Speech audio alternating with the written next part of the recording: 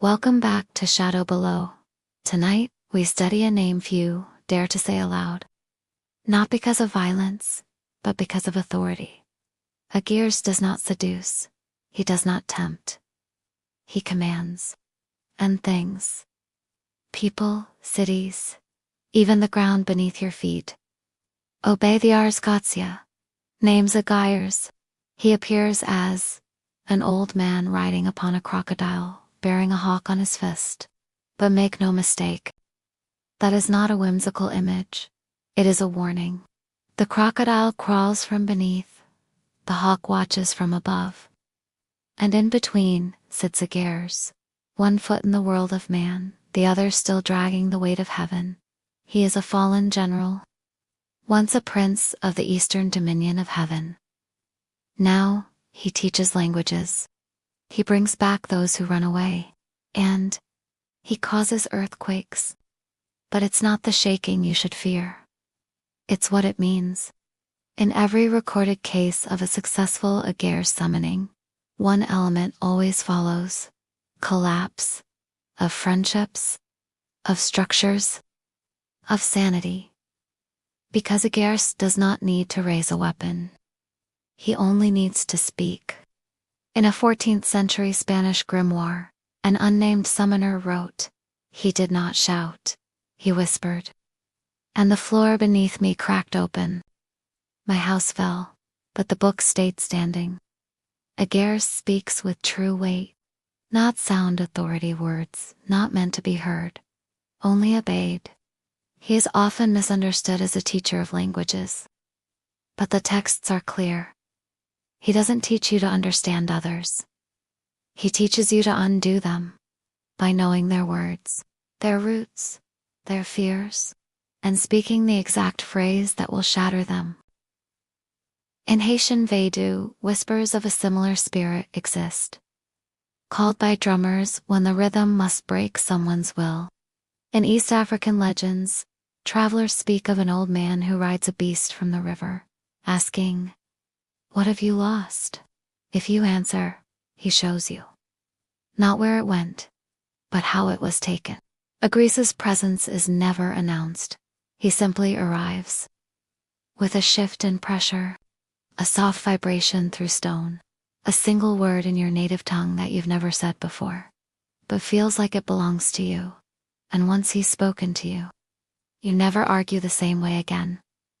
Because you know where people's minds are weak. You know how to collapse a belief with a sentence. How to end trust with a look. Some say Agares grants the power of persuasion. But those who've studied his effects say otherwise. He gives you truth. The kind that can't be argued. The kind that cracks what people think they are. In Act 2, we'll examine real events that bear his signature. A night trial where a defense attorney spoke 5 words and the plaintiff collapsed to priest. And who lost his congregation overnight, without scandal or sin. And a bunker beneath Lisbon, where every person inside disappeared leaving only scratched walls and a name Agares, because this demon doesn't arrive to kill. He arrives to end things. Agares doesn't break walls. He breaks certainty. No blood, no shrieking. Just a shift in your bones. As if you've forgotten something vital, and someone else remembered it for you. Lisbon, 1986. Deep beneath a military complex known only as VA. A linguistic research unit vanished overnight. 9 research. No sign of struggle. What they were studying is sealed in a report labeled Vocal Collapse Events. Class 3. But one surviving file was leaked. We were analyzing aggressive phonetic clusters.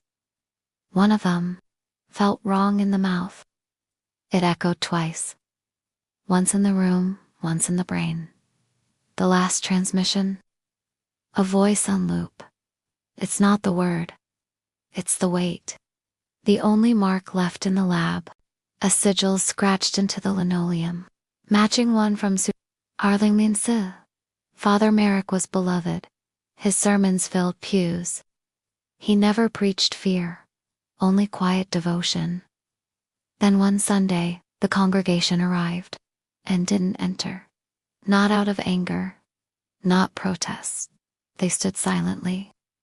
Some cried, some shook, none spoke.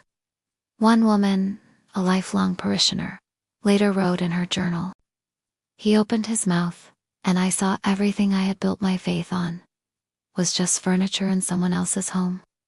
Father Merrick left that week. The church doors were sealed, and inside was found a single phrase burned into the wooden pulpit: "Do not answer the voice under the floor." No one claimed responsibility, but some whispered, "The old man on the crocodile had spoken." Chicago, 1971. A civil trial. Minor property dispute. The defense lawyer, Jacob Stern, was average in every way, until he stood up and said only 5 words to the plaintiff. Not loud, not aggressive, just spoken. The man collapsed mid-sentence. Collapsed inward. No heart attack. No seizure. He was catatonic for weeks. When he awoke, he couldn't remember his name. Only a dream, a crumbling house, a lion that laughed, and a man who asked, "What do you really believe in?" Stern never practiced law again. Witnesses say he began writing in a strange script, backwards, curling like waves onto his apartment walls. Before he vanished, he wrote one sentence on the ceiling. He didn't yell. He didn't need to. These stories seem scattered, but a thread pulls them together. The moment always begins with speech.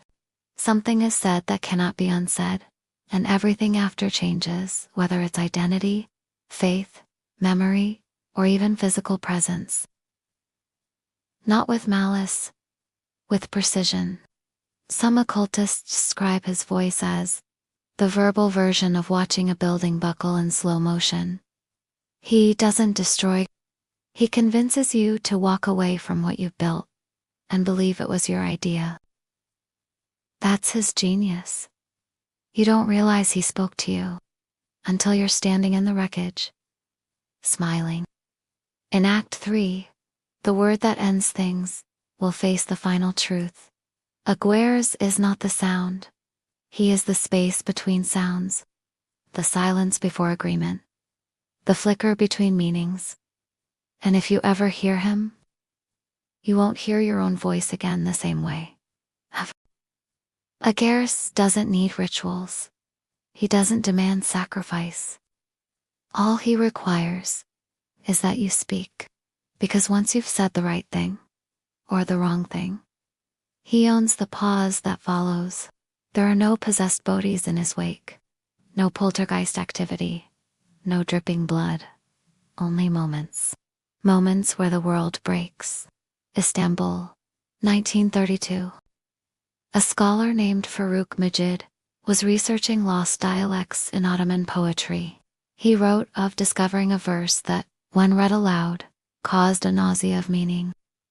He claimed that certain syllables don't just carry sound, they carry weight. Weight that could warp intent, bend logic, and make the speaker question if they were the one who truly spoke. He disappeared 2 days after sending a letter to his colleague. The only thing left behind? A phonetic transcription labeled AG12, and a line scribbled over and over. What is language, if not the tool of collapse? Mumbai 2019. During a heated business meeting in a skyscraper, security footage captured the CEO whispering something to her rival across the table. No one else heard it. But within 2 minutes, the rival began shaking.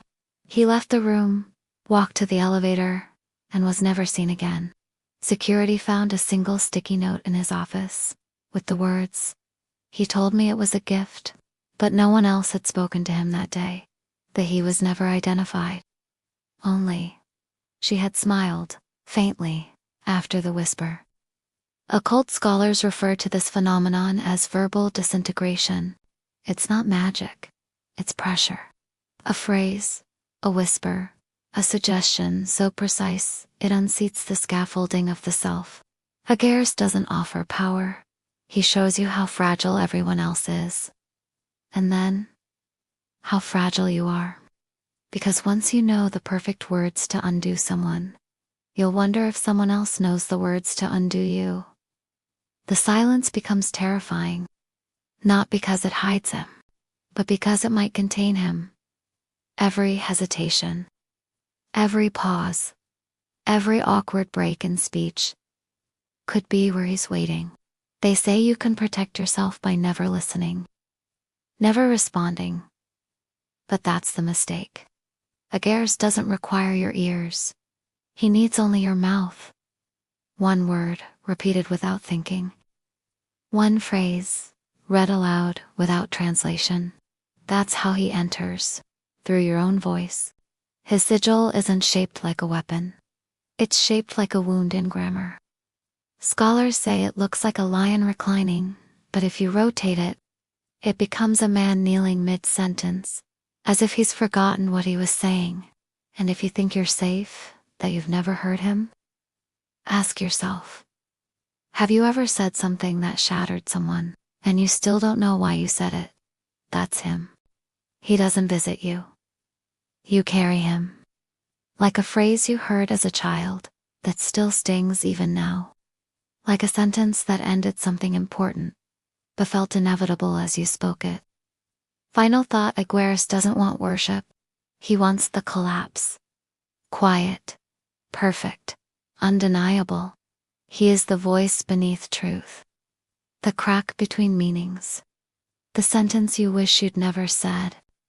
Thank you for stepping into the silence with us. If you hear something tonight, and you don't know if it's your thought or someone else's, don't answer. And if you must, don't speak it aloud. This is Shadow Below. Subscribe, if you dare to say the next name. And as always, good night.